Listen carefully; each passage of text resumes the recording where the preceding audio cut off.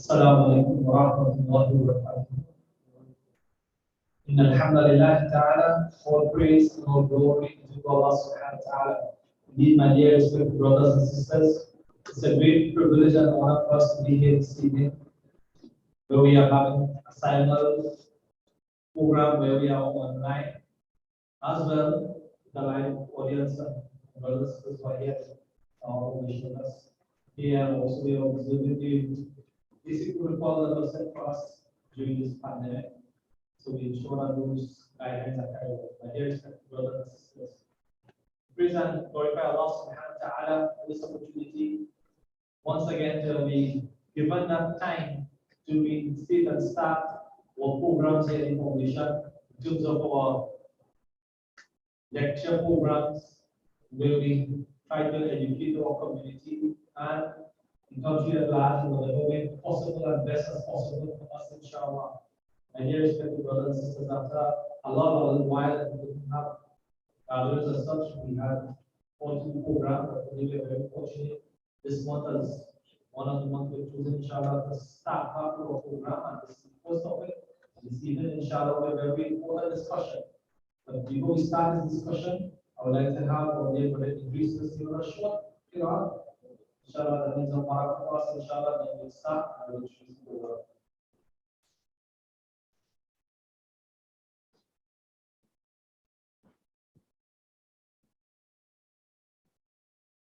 السلام عليكم ورحمة الله وبركاته.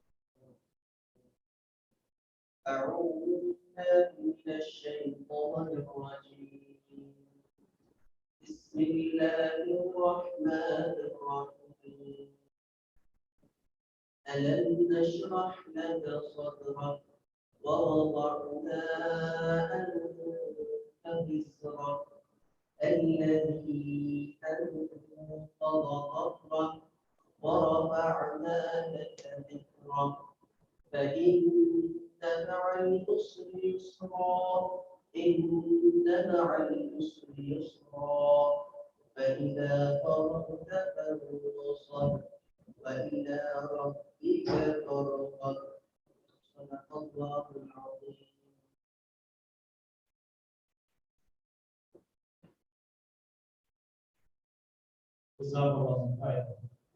My dear respected brothers and sisters, indeed, the program is seated, and our discussion will go from now until Maghrib Salah. After the Maghrib Salah, inshallah, we will continue. The program today will be a bit twofold. One, will have an introduction at this time of the Maghrib Salah on the topic, and inshallah, we'll be looking at your feedback. We have on the chat screen, you will see those brothers and sisters who are online with us on Zoom. If you're on YouTube, you can still WhatsApp us, and the number will be shown on the screen, and you can take that number, WhatsApp us, inshallah, your questions, so that we can have our discussion going ahead. As well, for our brothers and sisters who are here, you can also use similar screen, or you can pop your questions directly to us in the front row, inshallah, and we'll start for them to start. So this evening, the discussion is on COVID-19. Is it a cure or a blessing? A curse or a blessing, sir? Our presenter this evening, Mufti Shaheed. Mohammed, inshallah, we're very pleased and privileged to have with us this evening, and we are also going to bless and make this an easy for all of us, inshallah.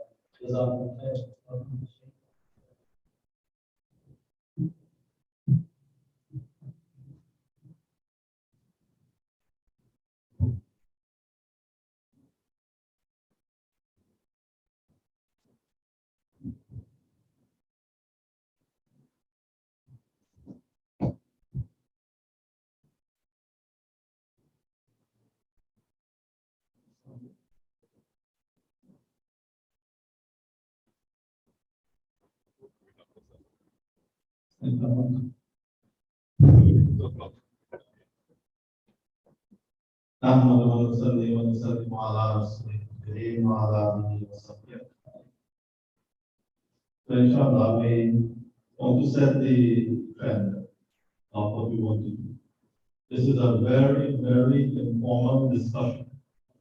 I just want to stimulate your mind and point you in directions and ask you to visit this area. Look at this.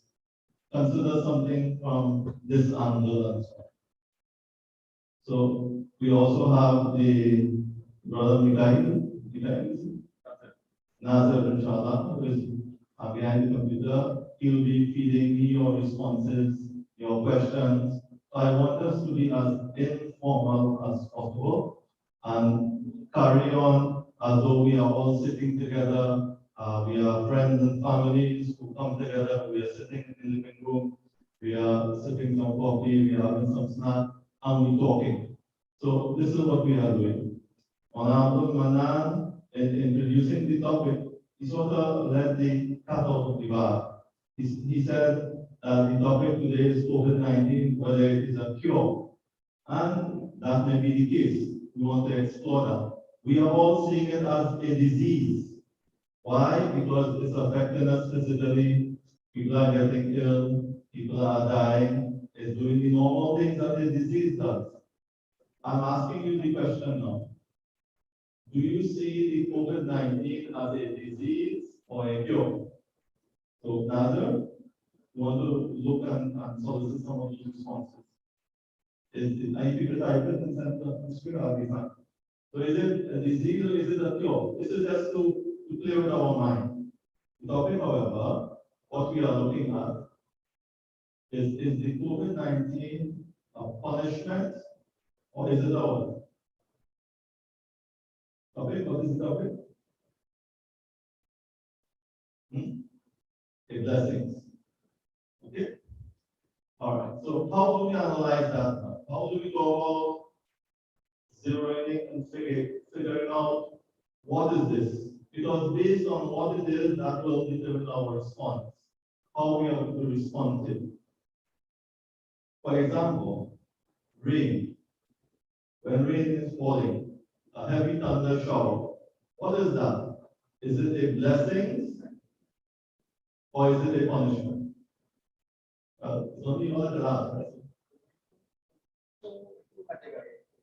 Maybe it could be someone that appreciate the rain for their crops. Right. And next way it could be like the first one is for other people. Okay, so for example, for a farmer, what is it? It is a blessing. A blessing and a painter.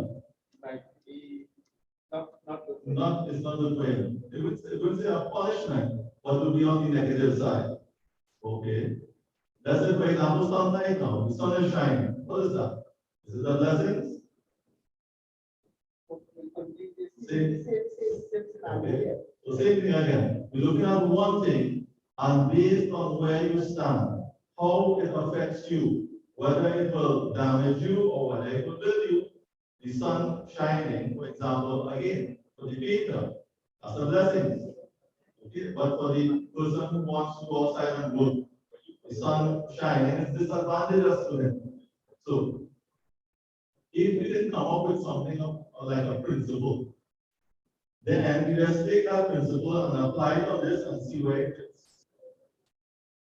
So, for example, the COVID-19 now, what do you think it is? Tell me what you think rain is. Tell me what the sun can be.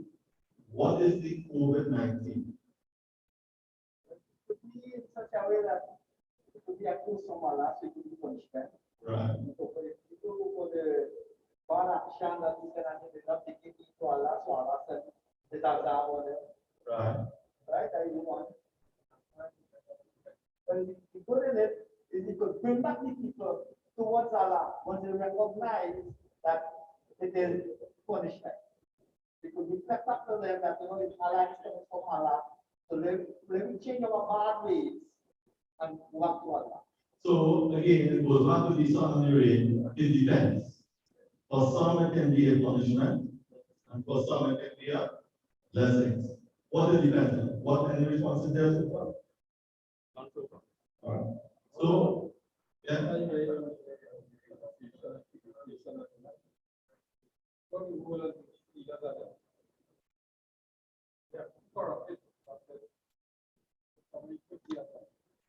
So it could be. Okay. Do you think it's a blessing?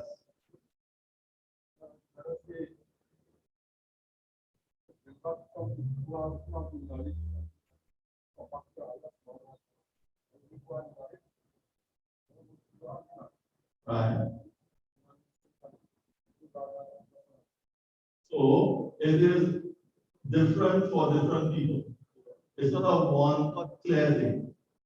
So it depends on where you stand, that's how it will be. Depends on how it will affect you. It depends on what it will do. So I'm not here to answer your questions. I'm not going to say blessings. I'm not going to say punishment. Because the one who can clearly say that is who? Allah. Because everything is from Allah. So therefore, Allah subhanahu wa ta'ala, He is the one. Allah is the one who will clearly define my intention, my objective, incentive. This is what? This is the objective, well, that is the objective. And clearly, who is responsible in the sense that who is the power behind everything that happens? Allah. The questionnaire that we sent out, it sort of showed the different ways that people think and it identified some of the angles that we look at things. Definitely, from you all know the questionnaire. We sent out the questionnaire, right? Like a little survey that we ask people to fill out, and that we will get a little idea what they're thinking and so on. Well, let's share some of the questions for those who do not fully aware. So we asked them, when COVID is mentioned, what color comes to your mind? And when COVID is mentioned, what animal comes to your mind? So all of this will tell us what is their frame of mind, their feelings towards the COVID. Certain colors is associated with sadness. Certain colors is associated with fright, that you are afraid of something. Certain colors will tell that you are afraid of something. Animals as well, most of the people, they said the animal that when COVID is mentioned, that reminds them of is what? The bat. What you would say? What animal comes to your mind when COVID-19 is mentioned?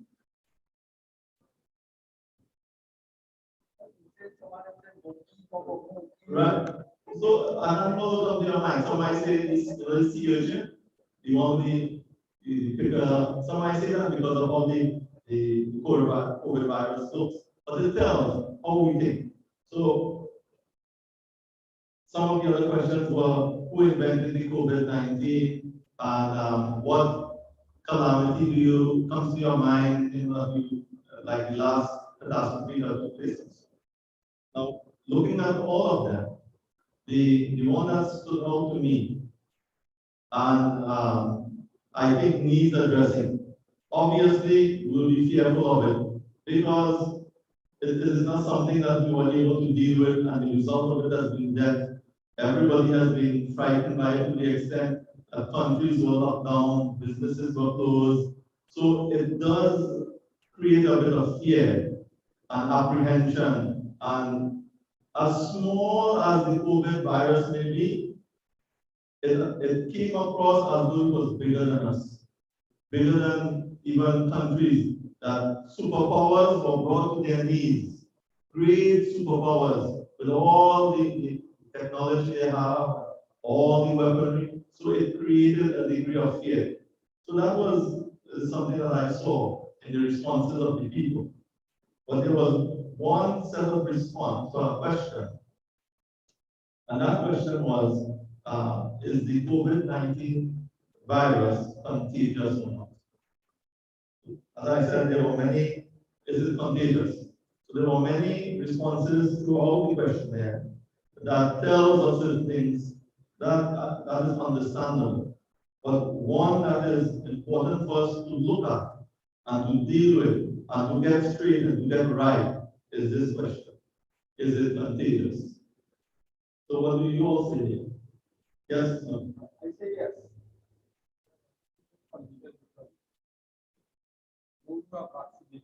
Right.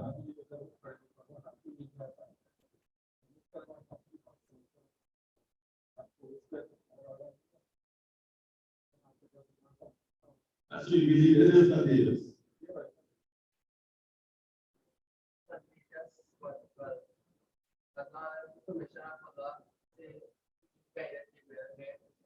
or the contagious? I'm a producer. So this was the basic response. Now, we can't judge that statement totally. First, we have to ask the question, what do you mean by contagious? Because there are many things we can say are contagious, but we mean it a certain way. So, for example, if I say laughter is contagious, right? I go, well, we don't like to laugh. And when we start to laugh, everybody starts to laugh. So there's a common saying that laughter is contagious. You all hear that already, right? So that's why they come up with that term, with that phrase, laughter is contagious. But what do they mean? That if he start laughing, you will start laughing as well? It's that atmosphere that is created, and then it brings a certain mood, and then whether you get the joke or you don't get the joke, you end up laughing because of how he laughed. Right. So, and you will start laughing. So, because of that, because of how it happens, we say laughter is contagious. What again we say is contagious? And we use that word. Something else? Kindness, right? Charity. Right? So, kindness and charity, we usually say it is contagious. That is why we are told in Islam that the best is to give your charity hidden. But at times it's necessary to do it open. Why? It's contagious. When one person see one given, so if he can give it, it might do too. Like that. So charity is contagious. What do we mean by that? When one person starts doing it, others will start. Sins as well. Sins are contagious. This is why we don't do like Christians and do confessions and so on. Okay, or you don't openly tell our sin. It's not like trying to play hypocritical that I am a saint and I don't commit sins. Right? No, that's not the point. The point is when you start talking about, sometimes there is so and so, and then there's three lines and up, and the next person next to you will say, Satan is not the believer. I'm not as bad as I thought I am. And so he starts to feel normal. And what you just did, you opened the door for him to enter into and to start committing the sin with a little less heaviness of heart. Before his heart was heavy, it was difficult for him. He was committing a sin, but it was difficult for him because he was feeling, oh, I'm such a bad person. But now we see you doing it too. And then somebody else comes and says, well, what same thing has happened to me. What is happening there? You're making a comfort zone. Making a comfort zone. So do not tell people. Keep it. Between you and Allah. Alright? So, like this. These things we say that it is contagious. This laughter is contagious. Charity is contagious. Performance of sins. Like this. In each of these things, the word contagious is being used to put across this type of idea. Right? Well, understand it? Okay. When we say that the virus is contagious now, we have to know what we say and we have to know what we mean. You know why? Because as the hadith says it was. The hadith of the Prophet says that no disease is contagious. So if we say yes, are we contradicting the hadith and saying Prophet Muhammad was lying? That's not so contagious with this. So are we saying that? I don't think any of us, that is our intention. Did you all know that the hadith says that no disease is contagious? The disease is not contagious. So you're aware of that? You're aware of that? I will explain it, but I want to know if you knew of that there was a hadith that says, okay, that's why the market is increased. Alright. So, where do we stand now? Where does that leave us?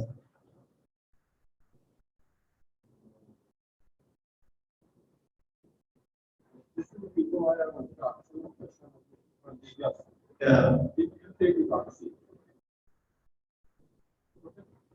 Huh? Yes. So you asking me? No, no. I didn't take it. Right. I believe that it's not for this. But that has nothing to do with taking the vaccine or not taking the vaccine, has nothing to do with the virus being contagious or not. Vaccine, and that's another discussion. They really want to go into all of the debatable things and so on. We want to understand our stance. What is our stance? How the disease is there, we are here. What is our approach to it? That is why I single out that response from amongst all the various questions. All right? So to our scholar knowledge, right? You tell the stuff it is contagious, right? Right. That's why they say use mask. Right. So it would transfer from, from hand to mouth or whatsoever. Right. Right? So we take precaution to avoid this. Coming out right. The question is, it is compulsory for the government. Right. Beside that, If you don't take it, start running. Right. So from both angles, Obviously, some of the understanding is that it is contagious. It transfers from one person to the next. But at least it's saying no, it's not. No disease. we have to at that time to profit. I mean, Go ahead. at that time to profit, that disease was probably a whole at that time. They had diseases of this nature. So I Right. So when the professor mentioned this, and I don't want this to be an academic, technical kind of thing. Simple discussion. Simple discussion. When we keep it like that. So when the professor mentioned that, and I'm bringing all the hadiths and the incidences, right? I'm putting them together. So the Sahabi, you're in Barco, you don't know his man. Right? When they are not a man. Don't have man. And things is their man, food is their man. So the person said, oh, Messenger of Allah, I see when my camel, one of them have man, and they are out in the desert. There is no other factors around them. A herd of my camels is out there in the desert. One get man, and then all of them is get man. Right? After the Prophet said, no disease is contagious, the Sahaba, being a Badui, being a Bedouin, dealing with, and this is something he sees. And we as well will see that if one person has this disease, and when contact with others, they get the disease too. So Alhamdulillah, we must always be thankful for Sahabas. Right? They ask the questions first. They ask the questions first, so that clarity can be there. So he said, the Messenger of Allah, I see that if I have my herd of camels outside there, one of them get married and all of them get married. This was in reply to the Prophet's statement about it being contagious. The Prophet said, no, it's not contagious. Then the Sahaba is putting forward this case for explanation. So, Alhamdulillah, we are able to benefit. The Prophet then said, so where did you first come in?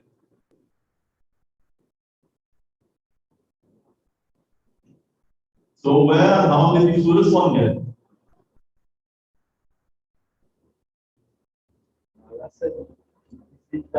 So all you need is one pointer shoot down, and that shoot it down. So okay, it goes from one. You see, this is what the problem is. How we are going to time? Should we start discussing this now? Or leave it for some comments and so on? The point is, you pull this question after. It depends on how the questions are coming. Nothing comes. Everybody has this thing. Everybody waited to get what you understand. They can see. Yeah. Okay. All right. So we'll continue this discussion after Maghrib. But there's some points, and the Prophet put us on another level there. Right? We were not on that level before. We were thinking of going from this one to that one, going from this one to that one. He said, "But where did the first one come from?" Right? So just like creation, the non-Muslims, they are still in this quandary, they are still in this, they can't figure out the chicken or the egg, they can't figure it out till today. Which came first, the chicken or the egg? Which came first? You know, look at the egg. It's Allah created the egg and then it hatching the chicken. You know, created the chicken first. Right? So we don't have that problem. When the first one come from, we don't have that problem.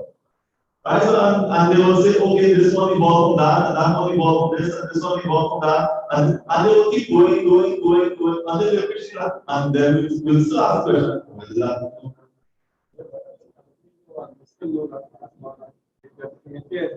Right. Right. So what I'm saying is, we don't have the problem that they have. So Alhamdulillah, Allah has freed up our mind and He has directed us towards that which is truth. So we reach the stage where the Prophet now, he gave us the answer, but by helping us to think. He gave us the answer, but by helping us to think. He said, where did the first one get the disease? Right? So that establishes that the disease is not contagious. So we'll continue, inshallah, we'll develop it a little more and show what is the meaning of when the Prophet says it is not contagious.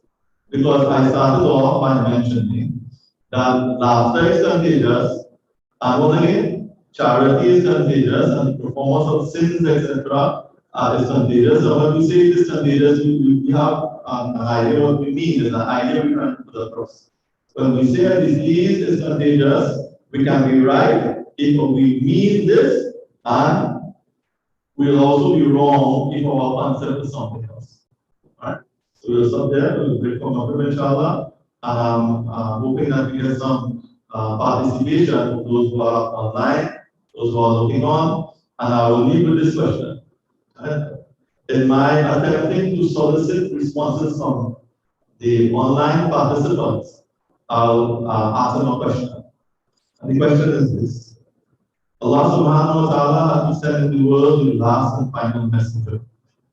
Why did Allah subhanahu wa ta'ala send the Prophet 1400 years ago? Why did He not send him today when the Prophet could have sat down here and have a camera in front of him and give the message to the entire world easily?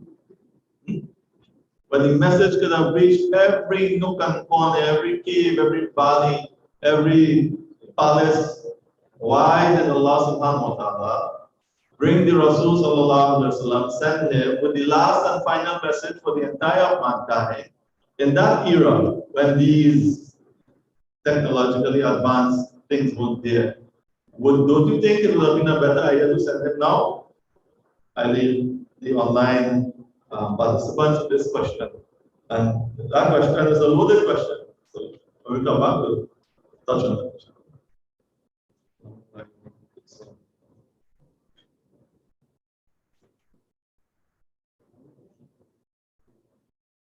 What do you think?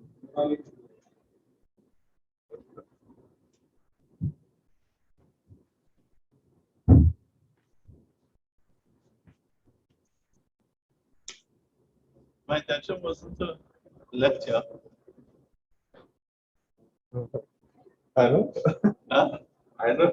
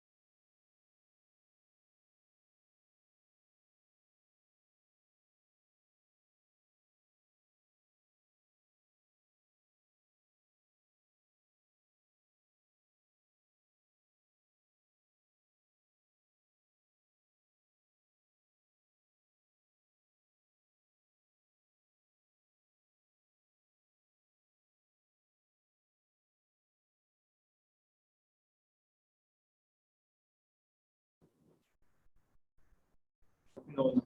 Anytime you're ready. Bismillahirrahmanirrahim.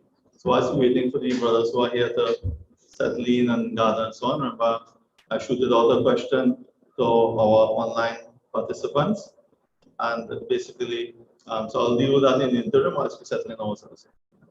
So the question, the mind teaser that I sent out is, why did Allah subhanahu wa ta'ala choose to send the Rasul sallallahu alaihi wasallam 1400 years ago, when there was not the advantage of technology that we have? Wouldn't it have been easier if Rasulullah sallallahu alaihi wasallam would have been sent in our time? The message would have been able to go out, it would have been less effort and so on.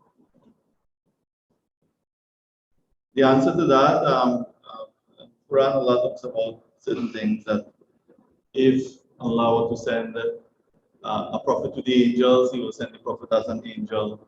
And if he's sending a message to man, he will send it through man. And we have to look at the nature of the message of Allah. And how does Allah subhanahu wa ta'ala communicate with the human being? And that is through a process of revelation. Through a process of revelation. Revelation is where the angel in charge of that revelation comes, inspires it into the heart of the prophet, and then the prophet delivers that message. It is important in that chain of delivery that integrity is always there. From the beginning to the end, there must be integrity. To maintain the integrity of the message, Allah subhanahu wa ta'ala has maintained the integrity of the messenger. Understand? To maintain the integrity of the message, what has Allah done? Maintain the integrity of the messenger to such an extent that even though human beings, we are human beings, we commit sin. Rasulullah said, "Kullu bani Adama khata." All of the children of Adam are sinful, means we'll commit sin. Allah protected all messengers from sins. No, this is our belief as Ahl Sunnah wal Jama'ah. This is one of the things that differentiates us from the Christians even. Okay? The Christians and the Jews and others, they attribute certain sins to Musa alayhi salatu wasalam, to Ibrahim, to this one, to this prophet. And so we say no. Allah has saved all of the prophets from sins. He has protected them from sins, that they are what is called ma'asum. What is the word? Ma'asum means they are sinless. That is in order to protect what? Echo. So why has the messenger's integrity been protected? To protect the message. Okay? Now when the prophet speaks, nobody can say, why you used to go wrong with that girl, so. And I remember when you were small, I used to come and thief what? Mango and thing in my... Can't say that. Or the messenger. Okay? Because he never told a lie, he never did anything wrong. So, وَمَا يَنْتِقُ عَنِ الْهَوَىٰ إِنْ هُوَ إِلَّا وَحْيٌ يُوحَىٰ. Whatever he speaks is truth, it is inspiration from Allah. So Allah protected the integrity of the messenger. These technologies, the integrity of it is not there. It can and is contaminated. So it does not have integrity because the human hands are there to twist and manipulate and Photoshop and things. So it can be tampered with. It can be cut and fit. And plenty times what they show you a man say is not what the man said. It's not the context of what the man said. Because the reporters, when they are interviewing somebody, they have a way to lead the question. Understand? So, what do you think about so and so and so? And the person gives an answer and they make it look like that was his opinion and that, like that. So Allah subhanahu wa ta'ala sent the Rasul sallallahu alayhi wa sallam in such a time to such a people who were the appropriate vehicles of the message. What made the Arabs of that time the appropriate vehicles of the message? They were bold. They were not pinned down to a place by agriculture and business. They were Bedouins roaming under the night star. Right? So because of that, they had no attachment. They could have been true ambassadors because nothing was holding them back. And they were the best examples because they were the worst. If this message could do what it did to the worst, then that's a living example. Like this. So Allah subhanahu wa ta'ala sent the messenger when he sent, to whom he sent it to the people, in the language he sent it to, and all of those things have reasons. And that is the system of Ta'lim-ud-Din. The system of Ta'lim-ud-Din is not from mouth to ears. The system of the teaching of religion, religious instruction, is from heart to heart. That is how this deen is taught and preserved. Heart to heart. And that can only be accomplished sitting down in front of a teacher. Face to face. Face to face. That is when that type of electricity flows. Not like this. Online.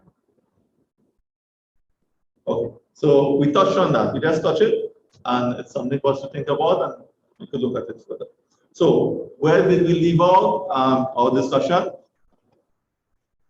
About whether or not a disease, across the board we're talking about, corona, no corona, whatever it is, right? Whether it is contagious or not. Now, when we are coming up with a belief or with a concept, it has to be the sum total of all that is there and that is mentioned about this issue. Okay, so we don't take one hadith, one Quranic ayat, and come to a conclusion. We have to look at all of them and put them together, and that will give us the final verdict.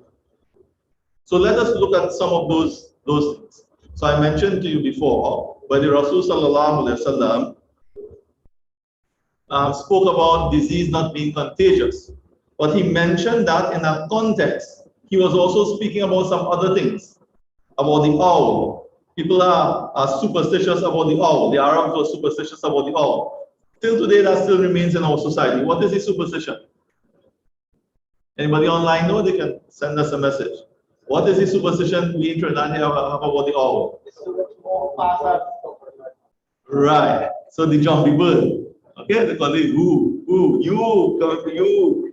Not who you coming for. You going to that. So that superstition still remains. And about this type of bird, and about this. So the Prophet ﷺ, dealt with a few things. That there is no this and there is no that and there is no disease that is contagious and these superstitious things. The place that you are putting power in, those activities, those birds, those types of occurrences, that disease that you think that has power that it can do, that do exist. Okay? So in that context he was mentioning. So that is one part of the puzzle. Let's look at something else now. That with the process, we talked about the camel and where did it come from, where did the first one come from and so on.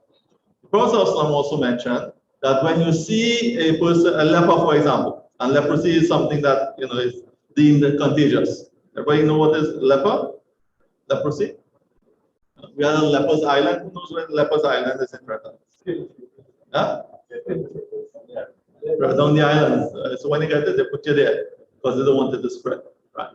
So the Prophet said, when you see a leper, run from him. Run from him like you would run when you see a lion. Okay? So there are explanations for it, but this is the next part now. So why is he saying this when the disease is not contagious? So that's the next piece of the puzzle now. And on another occasion, the Prophet ﷺ sat down with a leper and ate in the same plate. So what's the conclusion now? Looking at these various pieces of the puzzle, Anybody want to try? Take a shot at it now. I believe that something that's happened to you, it comes from Allah. Right. Right? So if he say, I need to give you precaution, you say this guy will will run. So right. you take your precaution. But if you come by yesterday and By you, he's the one that could allow the sickness to take you. Okay. Right, so I would like the explanation later. All right. Who want to take a shot at it again? What's the summary? And you put everything together. And it puts some focus of the society as a whole, one of the condition of the human. The sick is something that we know, school and we know Ostracized. ostracized. All generally, to everything comes from all conditions. Anybody else want to try?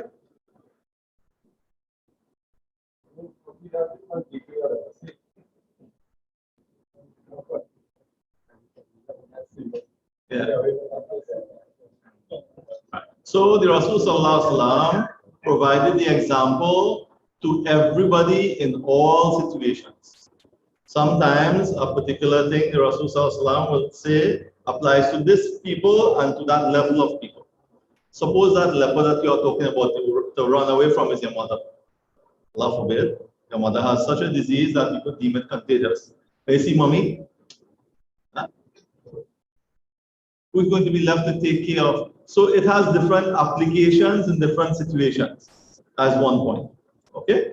Different applications, somebody has to see about them. If everybody run away from them like a lion and put them and ostracize them, what will happen? To my mother, my father, my child, my daughter, 3-month-old baby, what, run from it like a lion? So different applications in different situations. Next is, why has the Prophet ﷺ singled out these type of things that I mentioned, these superstitious beliefs and the disease being contagious and so on? Why has he singled it out and made mention that, okay, it's not contagious then? It is because we tend to personify the disease. We start to think of it as a power and as a force and as having a will on its own. Well, you all follow? So one of the questions I asked in the survey is, if you are able to get into the mind of the coronavirus, what would you discover is its intention? What do you think the intention of the coronavirus? You know, the wrong thing they drive with the spikes, right? You are able to get into its mind. What do you think you will see is its intention? So I got some responses, and that is a trick question. The coronavirus does not have a mind. I don't think, I can't intend, it's not on a mission on its own. See that human race? They want to flee virus, I'll show them who is virus. Understand? The coronavirus cannot, it's not, so that is what the Rasul Sallallahu Alaihi Wasallam is trying to make us understand. You see, if for example, tell me yes or no, right? Fire cannot burn. Yes, no? Yes?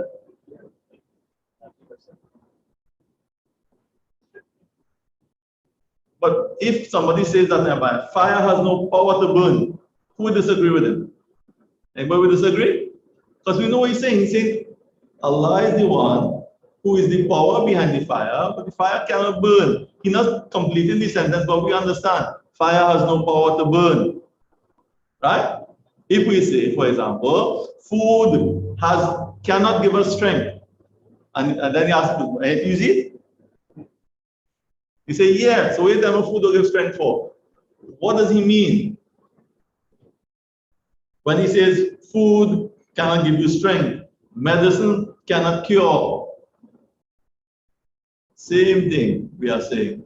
But we don't have that problem of personifying food. We don't personify fire as an entity with a mind of its own. We don't think of, all right, the fire was burning this part of the building, Allah forbid, right? And then when it reached there, it realized it had some kind of heat-resistant material. So it decided to backtrack. We don't put that type of thinking faculty on the fire, isn't it? We know that the fire, Allah has given it the quality to burn, and will burn based on the external factors of the wind, and the fuel and whatever and so on, and will follow a path directed to it by Allah. Allah is the power. We don't have 100% of people say fire can't burn. 100% of the people say in a coal that fire right. can burn. So we are not disagreeing with that.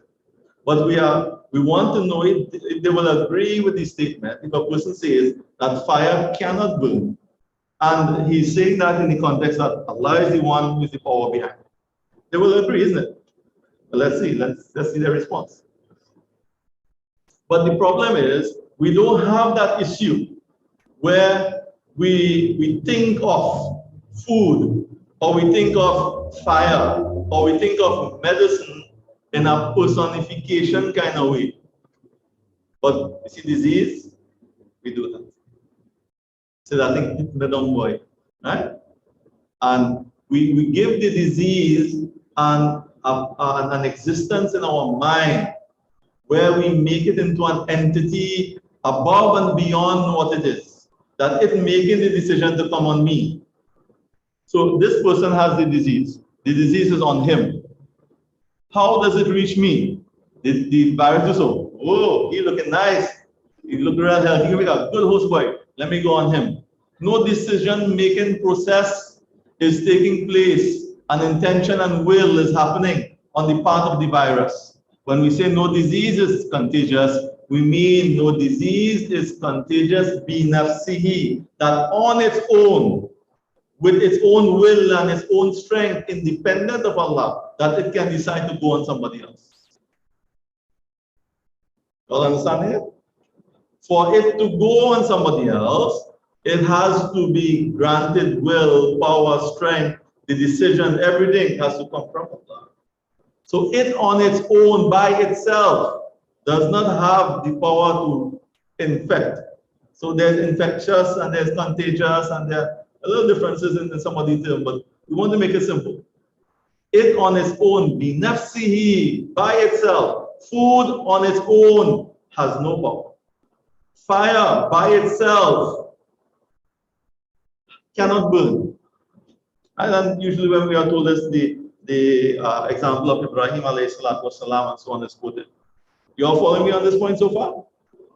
Because when that happens, when we personify the virus, and everybody, we have to fight the virus, and they are considering it like an enemy that you're battling with.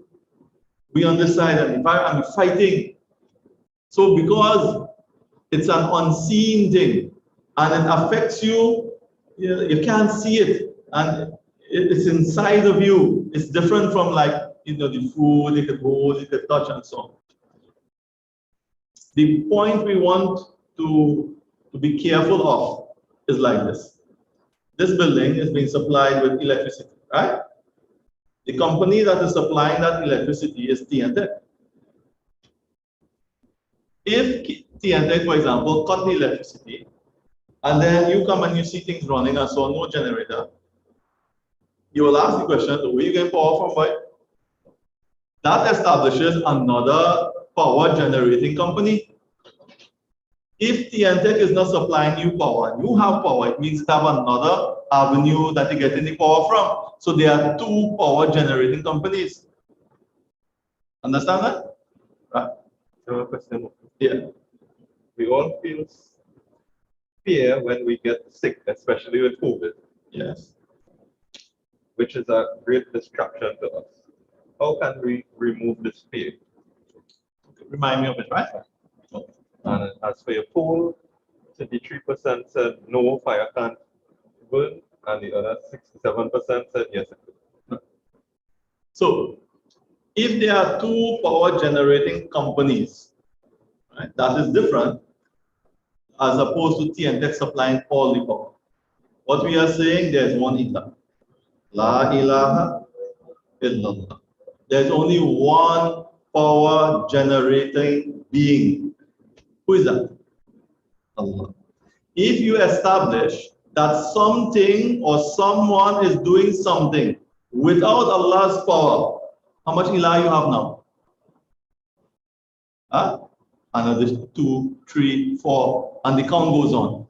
if you are saying that the virus, and you have to put in this piece now, binafsihi, on its own accord. If you say the virus on its own accord, without Allah's decision and power and whatever, is going from person to person, then you create two gods in them. You bring a next god, a next power into the world picture. This is what the Prophet is saying does not exist.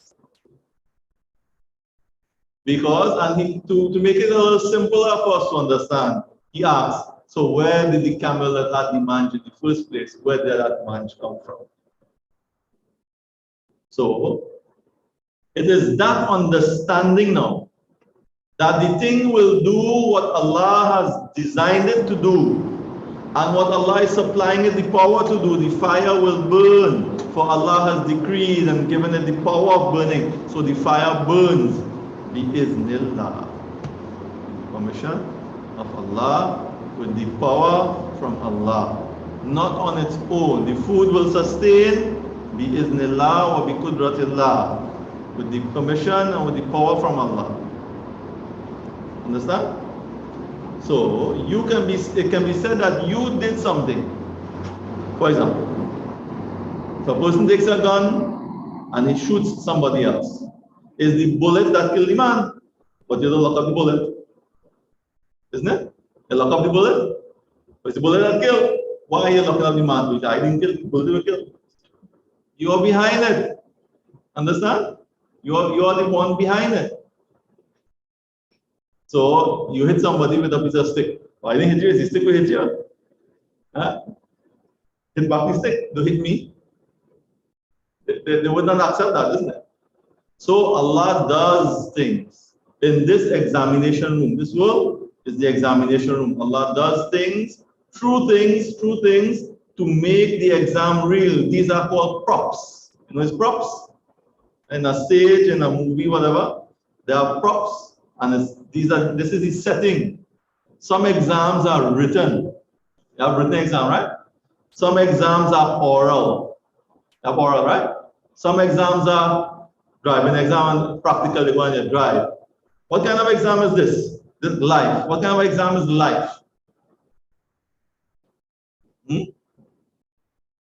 All of the above. Huh? All of the above.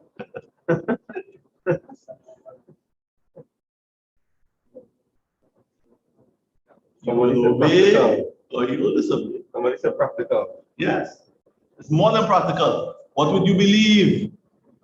What will you accept? Whether you will obey or not, whether you will succumb or not, whether you will give up and bow your head in servitude and say, oh Allah, I am the leaf in the wind of your hidayat. Blow me and take me however, wherever you want. You have to submit. And isn't that our religion? What is our religion? Mohammedanism? What is our religion? Islam, meaning to do what? Submit. So what is submit? Your finger? What is submit? Huh? My life and my death, my living and my dying, my work, my sleep, my play, my wealth, oh Allah, for you. So that is Islam. To submit that, oh Allah, all power is in your hands. When Allah makes his decisions, it's with Allah knows putting that stone in place for something 100 years from now. Right? We don't know, we don't understand it. The destination may be we're leaving Barco and our destination is Port Spain. But to reach there with a straight road, you have to take a corner, you have to take a right, you have to take a left, you have to go around a roundabout, isn't it? But the destination is there. Allah knows what is the destination of the human being. And in the pathways, he puts hurdles. And he gives us directions, gives us a roadmap. Follow this. But on the map, we see dirt road, highway. Allah said, take the dirt road. Take the detour at this point. Okay, that is the test. To see who will obey, who will submit, who will place their lives on the pattern of Rasulullah sallallahu alaihi wasallam. So this is what will help, and we go back to the question the online viewer was asking. This thing is, it's so, and this is what I saw and I gathered from those who answered the questionnaire. I saw that there was a feeling of being overwhelmed, that it is so much, and I saw fear in the answers that were given, that people fear this disease and they feel overwhelmed by the disease. I saw this in the answers that were given and in the responses that were not given as well. Because we can see all around us, all the guns pointing at us, all the things are being fired upon us, and the Muslims, you remember before this disease, that Muslims were being targeted all over the world and for everything. This disease take the limelight away from the Muslims a little bit, give us some space to breathe. Allah push you in our corner, lock me down a little bit, give the world something else to deal with, give the world something else to think about, some other actions, and whatever else Allah subhanahu wa ta'ala had in mind. There is no need to fear. You know why? Why there is no need to fear? Who is in control? My Allah. My Allah. The one whom I worship, the one whom I fast for, the one whom I bow my head for, the one whom I live my life and I give in charity for. He is in control. He is going to orchestrate the thing for me to benefit. If you have a family member who is the boss, right? The prime minister is this, he's the boss, and he'll fix you up nice. He will put things in a kind of way for you to benefit. You think so? Who is in charge? There is no need to fear. There is no need to fear. What we have to fear is what is our response. How to respond? This disease, the problem is about disease and things being contagious. In Arabic, it's called ta'arun, right? There isn't a shortage of information that is there. The shortage is that it has not been brought to the people. Since the time of the Rasul Sallallahu and thereabout, one of the greatest commentators of Bukhari, Ibn Hajar Asqalani, he wrote some, there are so hundreds of books that are written on this topic. He's the greatest commentator on Bukhari. Fathul Bari, he has written. He wrote a book, Badlul Ma'un fi Fadl Ta'un, the exposition of the Ma'un in relation to the virtues of epidemics. The virtues of it, books upon books. He wrote this book. Two of his daughters had died 1 year from the plague, and 2 years after, his other daughter, Zainab, she was pregnant and she died as well. So then the scholars gathered and said, write something, write on it. He wrote that book. The information is there, but for some reason or the other, it has not trickled down. We have become lazy as an ummah. Lazy. Everybody just wants to cut and paste, cut and paste. Go online, find something, and just cut it in, paste it there, and give the people. We're not researching, and we're not going into the books and to the wealth of knowledge that is there, and not feeding the people what they are supposed to get, giving the people the medicine that they are supposed to have. It's all there. All the questions that we have. This is why we feel so bogged down, and so much fear and so much apprehension is there. Because we are uneducated. You want to cook something now. Let's say you want to cook something, and you want the recipe. Who's going to do a search for a recipe online and for them to read it out? Anybody doing that? Nobody they want a video, isn't it? If you're going to see to find out how to cook something, what are you searching for? Something to read, or you want to watch a video? Video. Getting lazier and lazier. We don't want to read. And the text on them getting shorter and shorter. Right? The words on them, we cutting them. A whole new language is going to develop just now. Is there already? Right. Right. I was amazed. In Haiti, we didn't have these things. So when I come back in the airport, and I see everybody, it looked like a movie. It looks so strange. Husband, yes, sit down there, and the wife there, and the husband there. Yeah. Text one now. Stand right there. It's an anti-social media. It's not no social media. What's so social about that? What's so social about this social media? It's anti-social, to segregate you and separate you, and to have you thinking you are not developing social skills there. That's not social. So I saw that there was a lot of fear. All of that can be removed when we understand, oh Allah, this is from me. In these books, they mention that the way that you approach the diseases is the way that you will approach a bitter medicine that is being given to you. What is the disease that you get? What is coronavirus? A bitter medicine. That's why when I mentioned in the beginning that Mohammed let the cat out of the bag. That was no mistake. What he said the topic was a cure or punishment. Isn't it? So the disease is really a cure. Understand? It's not a disease, it's a cure. It's a bitter medicine. Bitter medicine. But at the end, what will it do? If approached correctly, if handled properly, it will what? Send you closer to Allah. You know what Allah watching at me and saying? Well, I don't want to say it like that. I don't want to put myself. But Allah is probably looking at us and saying, look at them now. Look at them belly them fellas to them. Do you think they can fight anymore? Do you think that they can't do without toilet paper? What jihad them fellas can fight? We can't fight no willing trade. We can't fight no jihad. We can't laugh. We can't even light a fire. We don't have it in we. لِيَتَّخِذَا مِنْكُمُ الشُّهَدَاءَ. An opportunity Allah is providing that I want to take some from amongst them so that they will reach that daraja of Shaheed, of being martyrs. But them fellas can't. Let me give them an opportunity. If Allah sends this on you, Allah forbid, or anything, and you bear that with patience. And there are many other things that hadiths have mentioned, that if you die like this, and you die by drowning, and you die in childbirth, and you die out of this, and you die of that, you get the honorary title of a Shaheed. Allah don't want to leave us out in our state of helplessness. We're going through a state right now. There's a book that is called The Ebb and the Flow. You know the ebb and the flow?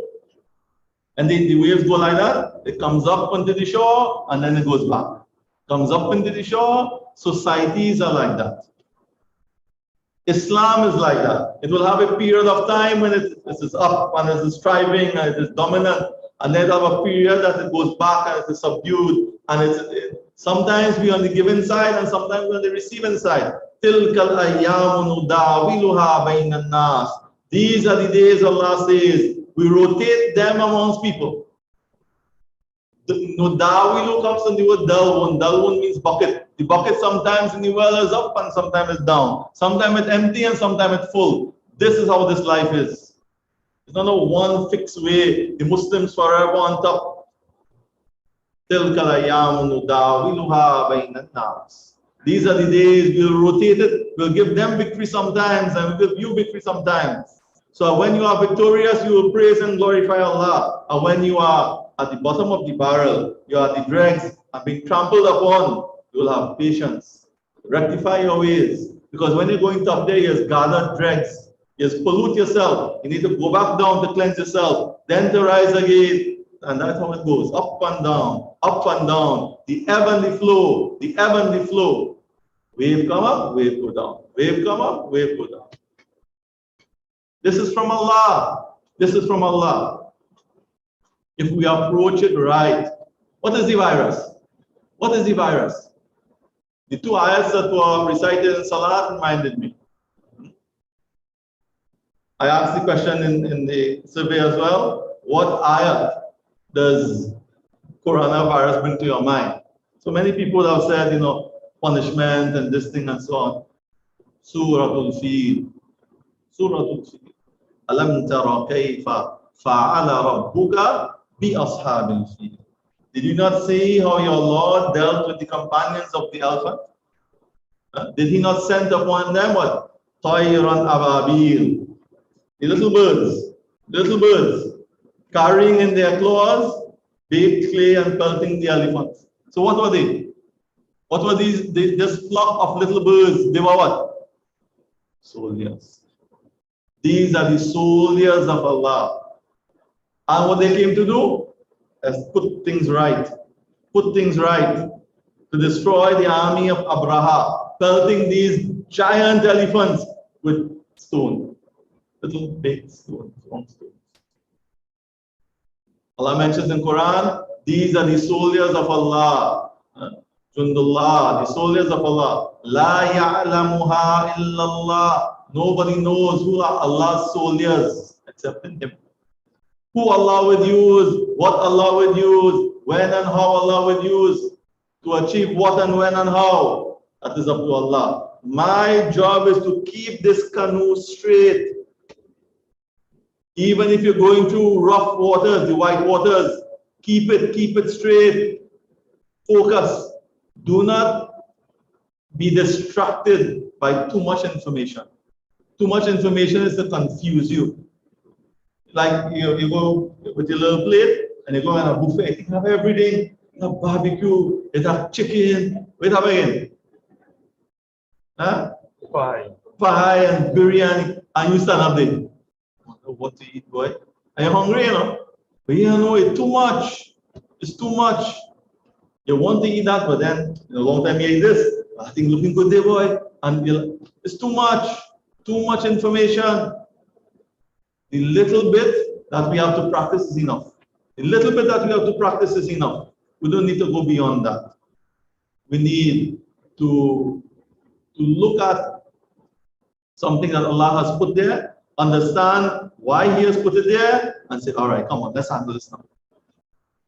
Let me see how I can deal with this now. Let me do my part. And at the end of the day, if you apply yourself, if Allah subhanahu wa ta'ala throws at you something good, praise and thank Him. It will be good for you. If Allah throws at you something bad, some calamity, some misfortune, have patience, ride the wave, and it will be good for you. Either way, even a punishment is a blessing for a believer. Isn't it? If Allah punish you, bounce your head, you bite your tongue, just say something stupid, you just battle somebody and you bite your tongue. Alhamdulillah. Isn't it? Why? Why is that punishment a blessing from Allah like you? That's why He's punishing you? Here. You want to face it there? Huh? That is a blessing from Allah. It's a blessing from Allah. We're not asking for it upon ourselves. Oh Allah, forgive us. Because we're not strong, we can't bear it. But if it is Allah's decision to give us it, then we say, oh Allah, waffiqni lima tuhibbu wa tarda. Guide me towards that which will please you, O Allah. Give me the health and the strength and the will, the power, the yaqeen, the iman to deal with it and to come out of it with flying colors. On the side of the successors, those who will be successful. Everything is from Allah. Allah in charge. Allah is in control. So comfort yourself by that fact, that this is not out of the purview of Allah. And deal with it by tapping into Allah. La hawla wa la quwwata illa billah. There is no strength, there is no power except in Allah. La malja wa la manja min Allah illa ilayh. There is no refuge, there is no safety and no place that you can go and get help or whatever from that which Allah Himself has sent. So in the second surah that was read in Salat as well, verily, what is the ayah? Inna ma'al usri yusra, inna ma'al usri yusra. How we translate that? You all are Arabs, tell me. How we translate that?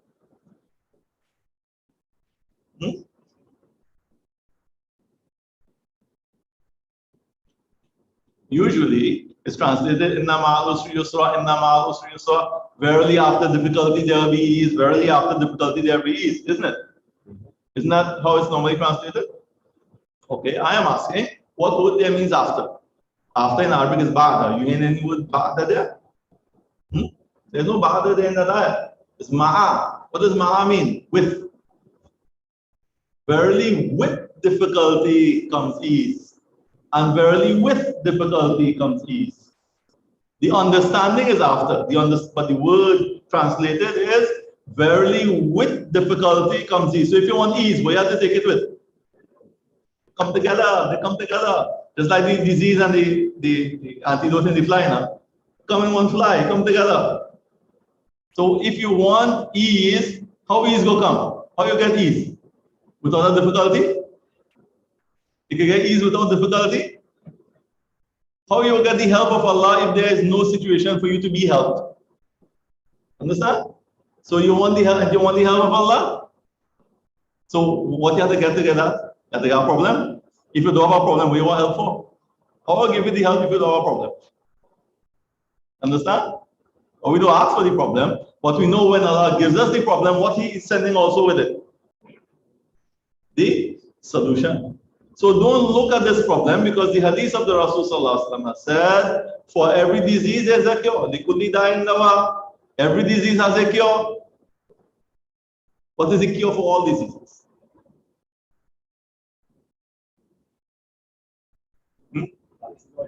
Vaccine? Which one? Oh, vaccine. All disease, death. May that disease finish. Yeah? That is the cure for all disease. The disease of life as well. That is the cure for that too. Perspective, my brothers. Perspective. How we look at it. Everything is good for a Muslim, isn't it? Alhamdulillah. Alhamdulillah. Yeah. Before long, oh, Alhamdulillah. Allah, Allah, Allah. That is it. Perspective. Perspective. Don't feel like in a vice and everything cramping down and everything. No. Allah is with us. Who is Allah with? Allah says in Quran, He tells us who He's with. Inna Allah ma'as sabirin. Allah is with the patient one. How and when would you be patient? Huh? When you're reveling in your boons and bounties, you'll be patient.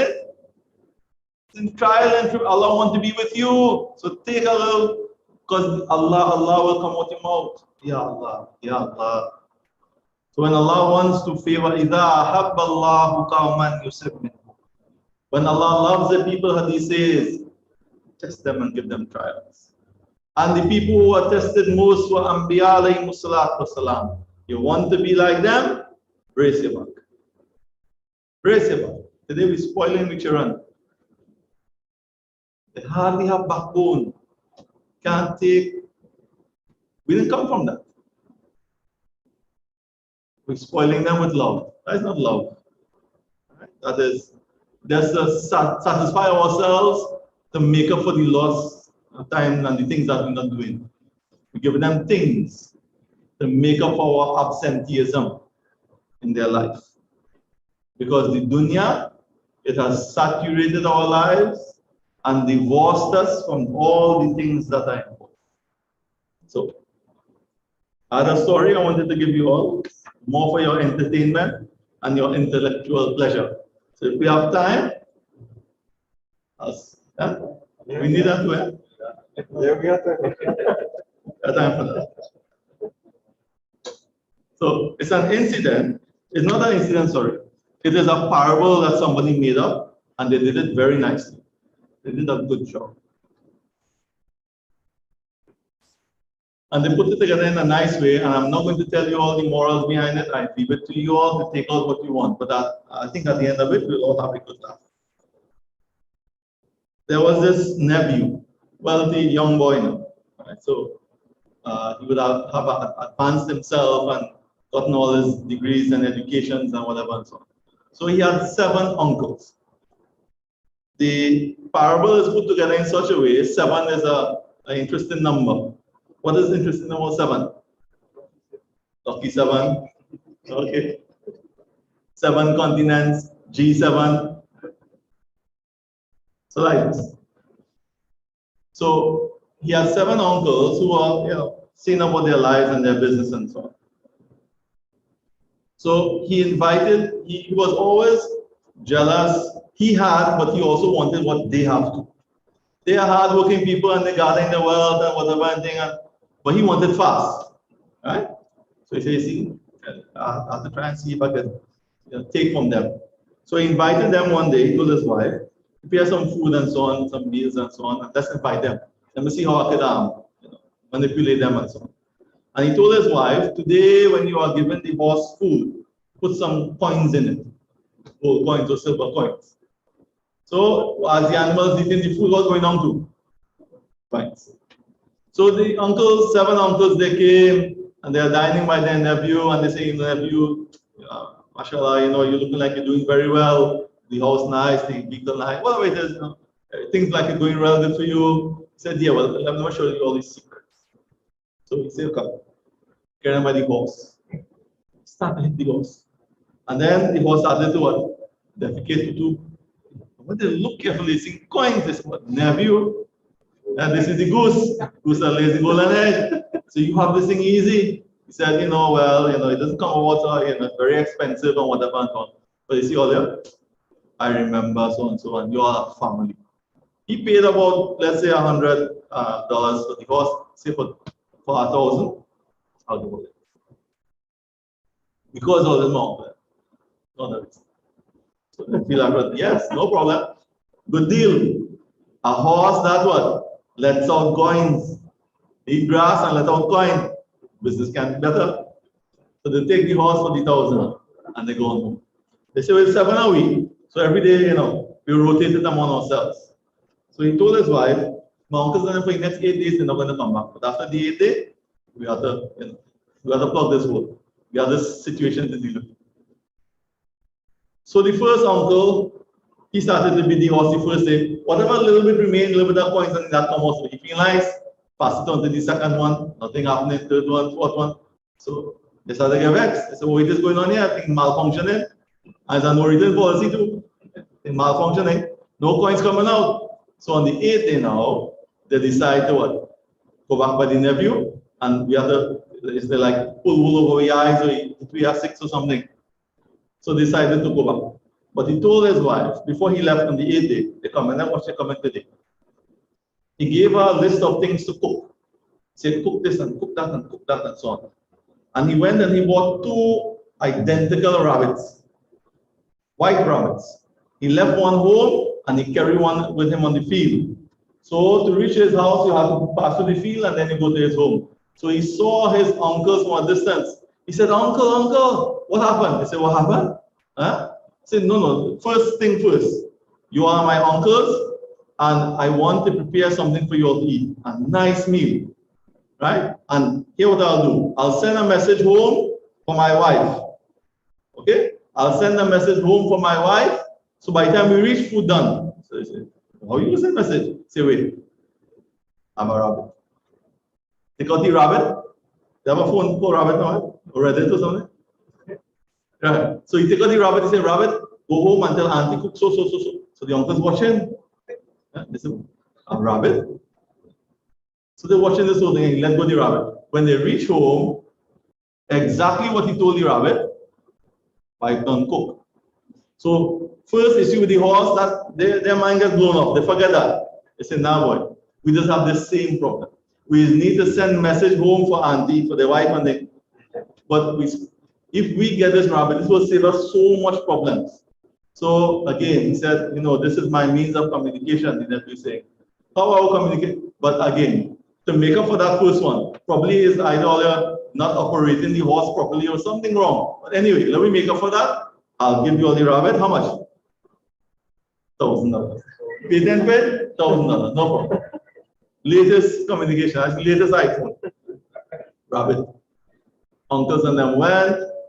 They tell the rabbit so, and they let it go. They go home, but nothing. They come and say, oh, wait now, you get the message?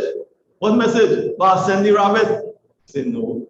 Something in communication, something in reception, some problem. So again, they vex. They say, we're going back by him, he always doing me this.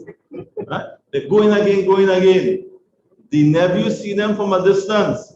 He said, uncle, wait, don't say nothing. I have just received an invitation from the king.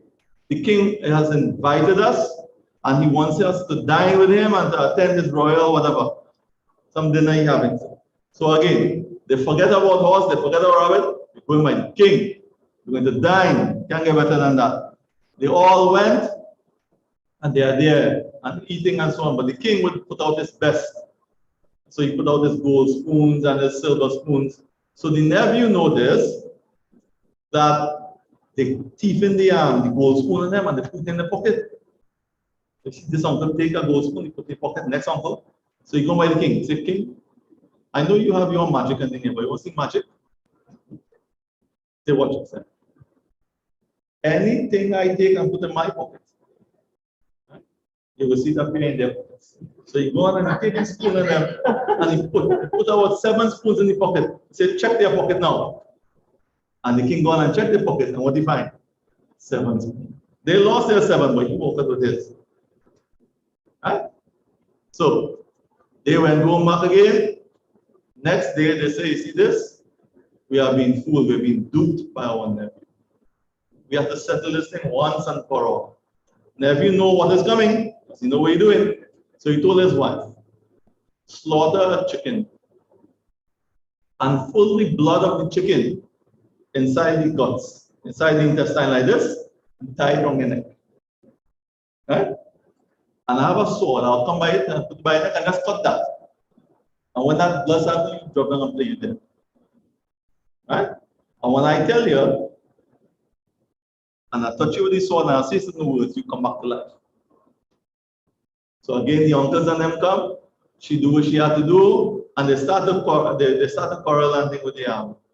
So he tells his wife when he saw them, wife, go and cook so and so and cook. So she started quarrel now.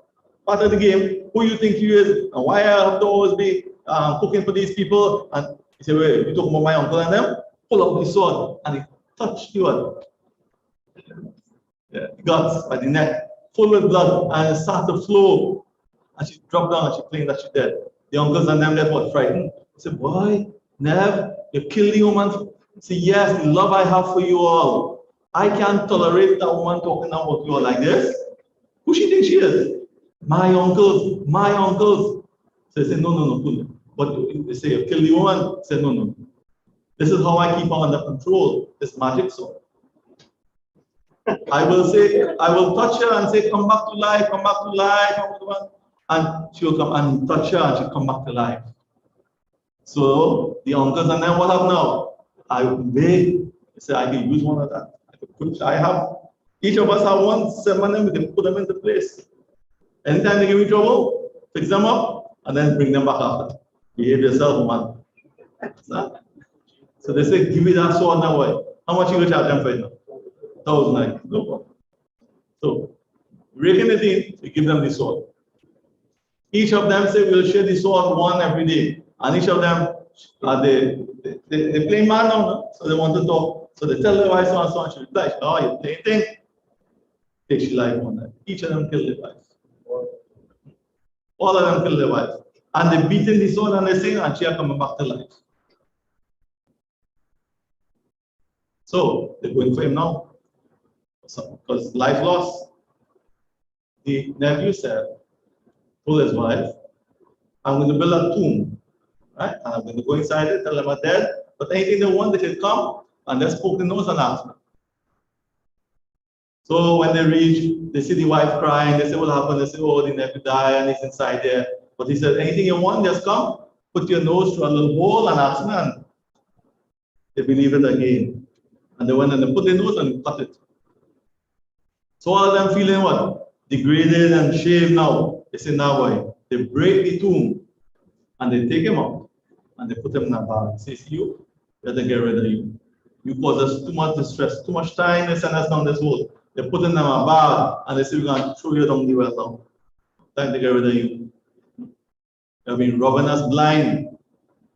Scheme after scheme, time to end this. So they put him in a bag and they're dragging him and carrying him, crying and crying and crying. So on the way, they decide to take a rest. One want to go and use the toilet, one wants to drink some tea. So each of them vacate and just leave him there. A shepherd was passing by with his sheep and so on. And he heard this man crying from a bar. She said, what happened? What happened? He said, oh God, my uncle and them take him and they carry me to marry a princess. But I don't love she. I have my own woman I love. I don't want to marry the princess. I don't want that. I want this girl. Right? But if you want, you come and take my place. Right? And then you go and you go marry she and you fix up. I want my girl. So he said, okay, no problem. I'm tending sheep. This is a good deal. So he jumped inside the bag now. And the nephew tied up the bag. The uncles and them thinking that that's the nephew, went and throw he into the well. And the nephew take all the sheep and he come back home. Next day now, the uncles, they're feeling sorry for the wife, his wife, the nephew wife. They said, we're going to visit she and console she and a little bit. But when they went, they see the nephew there. And they see a whole set of sheep. So they get shocked. He said, nephew, what is this? We throw you down the well. He said, yes. When you throw me down the well, it had a whole set of sheep there. So I took it, but Lord now had plenty more sheep. If you want, go. So all of them went and they jumped down the well now. For what? For more sheep. Huh? And what happened? All of them died. Nephew remained with the sheep and the wife, and all the thousands he collect from all the what? For the horse, and for the rabbit, and for the sword, and goat spoon, everything. Happily above. That is me. So you all draw your conclusions from it. Understand the wool that is being pulled over our eyes, and how they have been stupid buying this and doing this and following their life, and anything that becomes a trend amongst them becomes a trend amongst us. How they live, we want to live. What will happen eventually? How they die, and they will keep fooling us. They'll keep fooling us. The only solution is Muhammad Rasulullah. Make it simple. Don't worry yourself about where this virus come from and this thing and that thing. Keep it simple. Keep it simple. Do what you have to do. Your little canoe, you row your little canoe. Row your little canoe. Educate your children in Deen. Give them the treasures of Deen and Iman. And inshallah, at the end of the day, live like a fool. Let everybody call you a fool and stupid and but you can do this and you can do that and put that. Forget that. Why do you work hard and toil hard in the jobs that you do? As you work, you get paid? Or you work hard and toil because of the promise of pay at the end of the month? So work hard and toil hard because of the promise of pay by Allah. Allah will pay us. Look like fools to everybody else. Who look like fools? Who live the life of fools? Do that which is foolish here but wise there. Don't do that which looks wise here but foolish for eternity. So Allah subhanahu wa ta'ala, everything is from Him, for Him. And may He guide us and give us the ability to see and to understand and to do our duty as Muslims. Give the dawah. We're not giving dawah right now. We're only receiving. We're giving the dawah. Because so Allah subhanahu wa ta'ala help us and bless us. Questions can continue to be sent and we'll see how we can accommodate them and the discussions and so on. I hope that everybody learned something. If you want to share something they learned? Yeah. Any one thing you learned and you want to share?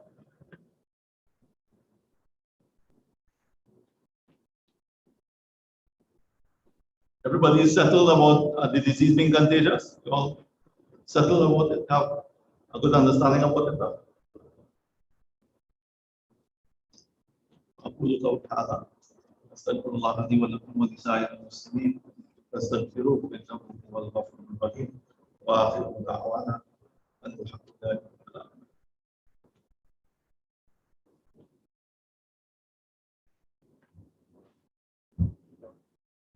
If anybody was shy to ask question, they could ask now. Tapara shy.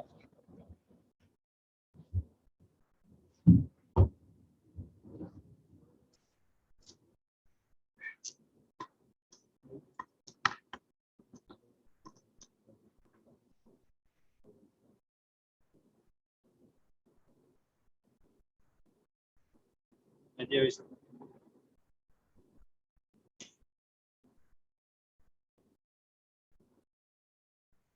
respectful brothers. Just one more.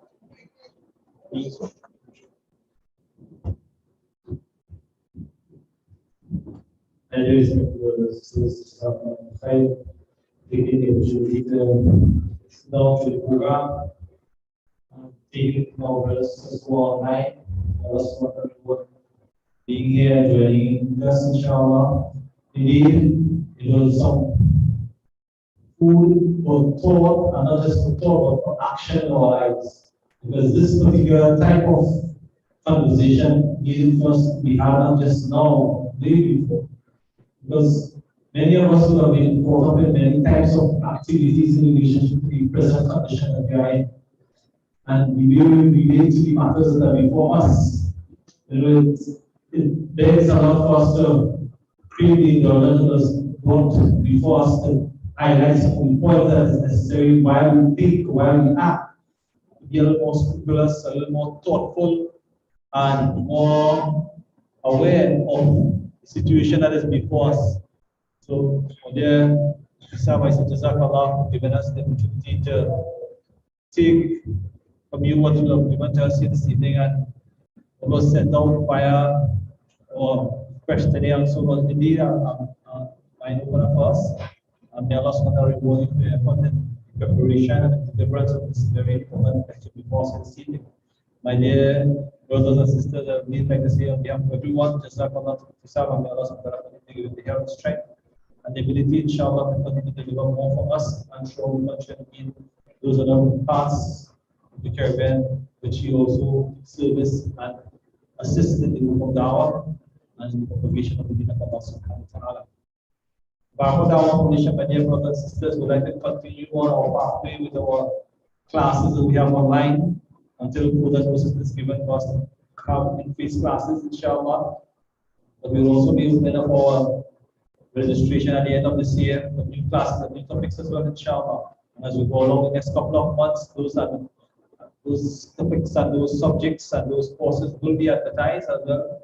We'll be able to give to you all as well, inshallah, the upcoming programs, inshallah. So I pray that Allah subhanahu wa ta'ala rewards you and continue to give you the strength to be with us and do encourage others as well to join in our programs, those that are online, as well as those who will be coming soon that will be one of us physically and face-to-face contact, inshallah. May Allah subhanahu wa ta'ala reward everyone and jazakum khair. This opportunity is given us this evening, inshallah. As we break, we'll have the Aban and Isha Salat, inshallah. Jazakum khair. Assalamu alaikum wa rahmatullahi wa barakatuh. I have one question. How do we view the shift in the world to be fully digitized? And is COVID a push in that direction? I don't know. It doesn't matter.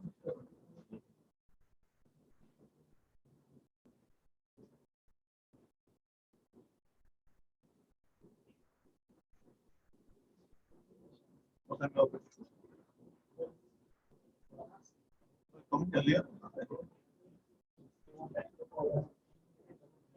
Okay, everyone. Thank you very much for attending. We will be ending the stream now.